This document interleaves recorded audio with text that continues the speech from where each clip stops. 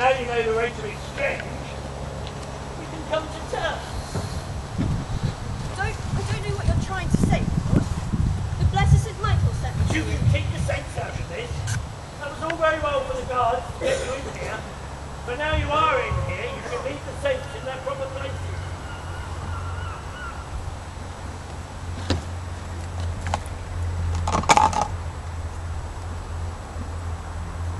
I wouldn't be surprised if you don't get your horse. An old jade for a young maid. It's a reasonable bargain. Are you a virgin? Yes, my lord. I agree to the horse. That's not all I want, my lord. Oh, a greedy child, I see. Well, go on, you're amusing me. If I pay well for my pleasures, it helps me believe I really want them. You do understand where this conversation is leading. No, my lord. Splendid. The bed is no place for brains. Well, go on. What do you want besides a horse? The taxes are coming in very well this autumn. I don't mind being generous. An armed escort to go to Chinon to see His Highness the Dauphin. Oh, now listen here. If we're to get along, I may be easy going, but I won't stand any impudence. Why do you want to go to Chinon? To see His Highness the Dauphin. You do need to get on. Why not the Duke of Burgundy while you're about it? In theory, you could have a sporting chance with it. The Duke's as hot as a buck rabbit. Whereas the Dauphin, as I'm sure you know, when it comes to war and women, I don't know what you expect to get from him. An army, my lord, which I can lead to rescue or lay. Oh, if you're mad, it's another thing altogether. I'll not risk any scandal. Hey, now that's the news! Take her away and give her a ducking. And then lock her up. You can send her back to her father tomorrow evening. But no beating. I don't want any trouble. The girl's mad. You can lock me up, my lord. I don't mind that. But when they let me out again, tomorrow evening, I shall be back again. So it would be safer if you'd let me talk to you now. Dead, Mary and Thunders.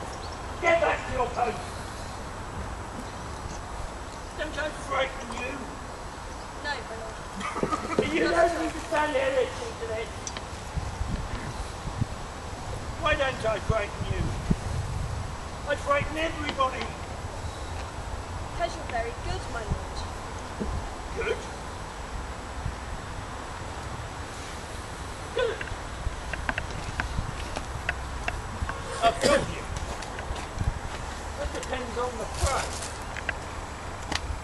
And what's more, very intelligent. There are going to be many people I'm going to have to convince before I can do everything my voices want. So it's lucky that the first person I come across, on everything really depends on, should be the most intelligent. You're an odd girl in your way. How did you come to notice I was intelligent? Because you're very handsome, my lord. I suppose 20 years ago I may say I pleased the ladies. Taking care of myself. Not let myself get too old too soon. That's all it is. It's quite peculiar and unsettling to have a conversation like this with a farm girl I've never heard of who just happens to drop in like a stray kid.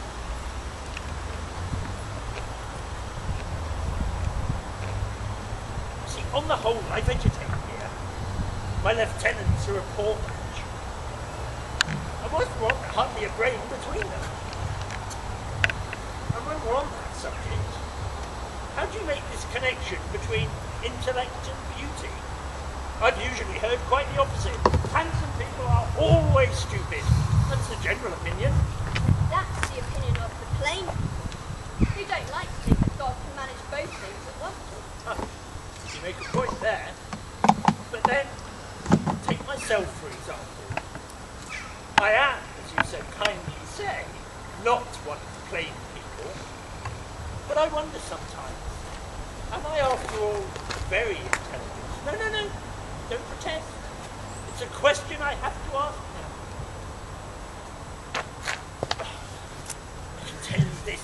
between ourselves, because you're nobody in particular. I mean, obviously I'm more intelligent than my lieutenant. That's only natural, being officer in command. Well, if that was an established fact, there wouldn't be an army at all. But even so, I sometimes meet with problems which I find very troublesome. They'll ask me to decide something. Some tactical or administrative point, and quite suddenly, my mind's a blank. There it is. Nothing but a sort of fog. Mark you, nobody knows that. I get out of it all right. Without changing the expression on my face, I make a decision. And that's the essential thing when you're in command. Make a decision. Whatever it is. At first, you're apt to get flustered. But you realise after a bit, it makes no difference what decision you make. Whatever way. Still, I should like to see myself doing better. Beaudricourt, as you see, is of no great size. Now, you see, I look forward to the day when I make a really big decision. One of those momentous decisions of great consequence to nature. Oh, not a question of somebody who hasn't paid their taxes, or a half-dozen prisoners waiting to be hanged. Something a bit exceptional to get me noticed and talked about higher up. What in the world am I doing telling you all this? There's nothing you can do to help, and God help you, you're half crazy into the bargain. I know why. I knew it would happen. My voice is told me. Now listen, Robert. What are you doing calling me by my Christian